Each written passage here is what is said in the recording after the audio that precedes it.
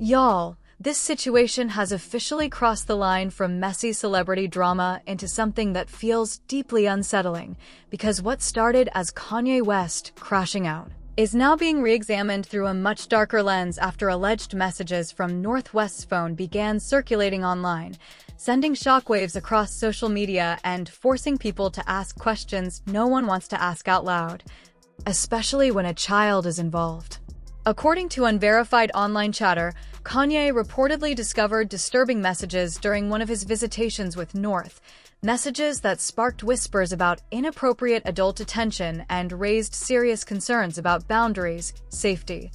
and supervision. And while none of this has been confirmed by authorities or the family themselves, the sheer nature of the claims has caused many to pause and reconsider Kanye's long history of public warnings about Hollywood, exploitation, and his fear that his children could become collateral damage in an industry he has openly described as predatory. For years, Kanye has been dismissed as erratic, unstable, or paranoid whenever he voiced discomfort about how the Kardashian brand operates, but supporters now argue that his reaction, however chaotic, may stem from a place of genuine fear rather than delusion, because the idea of a 12-year-old child being exposed to adult situations, even hypothetically, is enough to make any parent panic. Critics of Kim Kardashian point to reports claiming she is frequently absent due to work obligations and rely heavily on staff, while defenders argue that co-parenting with Kanye is notoriously difficult and that his public outbursts often complicate already sensitive family dynamics. Still, fans can't ignore the optics, especially when revisiting the very public trademark dispute where Kim legally secured the names and likenesses of their children, a move she said was meant to protect them from exploitation, but which Kanye interpreted as a power grab that excluded him from decisions involving his own kids. Their leaked text exchange, where Kanye threatened war over control of North's name and image, was widely criticized at the time, yet now some viewers believe it foreshadowed a deeper conflict over who truly controls the children's futures. The speculation only intensifies when people connect these concerns to long-standing rumors about the Kardashian family's rise to fame,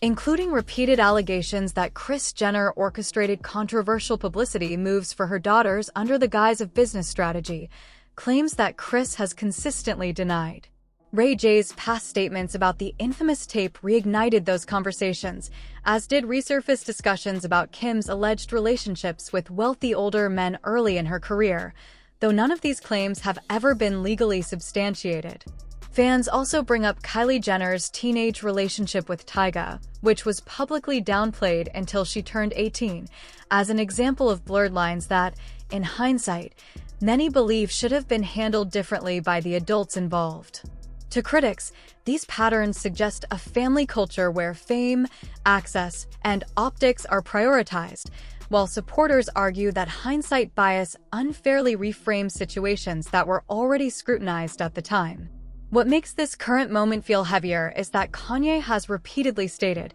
sometimes incoherently but consistently, that he fears his daughters being sexualized or commercialized too early, once saying outright that he would never allow them to participate in adult magazines or content-driven branding. And while his delivery has often undermined his message, the core concern resonates with many parents watching from the outside. At the same time, it's important to emphasize that social media speculation is not evidence, that children deserve privacy and protection above viral narratives, and that none of the alleged messages have been verified by credible sources. Yet the discomfort lingers, because even unproven rumors reveal how little trust the public has in Hollywood systems when it comes to safeguarding young people. This is why some fans now argue that Kanye's years of warnings weren't about control or ego, but about distrust in an industry that rewards visibility over vulnerability and monetizes childhood faster than it can protect it. Others caution that Kanye's mental health struggles must be taken seriously, and that amplifying unverified claims risks causing harm, especially to the child at the center of the conversation. Still, the conversation refuses to die down because it taps into a broader fear about fame, power, and parenting in elite celebrity spaces, where wealth doesn't necessarily equal safety and where silence often feels strategic rather than protective. At its core, this story isn't about proving who's right or wrong, but about the uneasy realization that when allegations like this surface, even without confirmation, they expose cracks in the illusion that celebrity children are shielded from harm simply because their lives look glamorous. Whether Kanye is overreacting, reacting too late, or reacting to something only he has seen remains unknown. But what's clear is that this moment has forced people to reconsider whether his so-called meltdowns were always madness, or sometimes the desperate alarm of a father who felt something wasn't right and didn't know how else to make the world listen.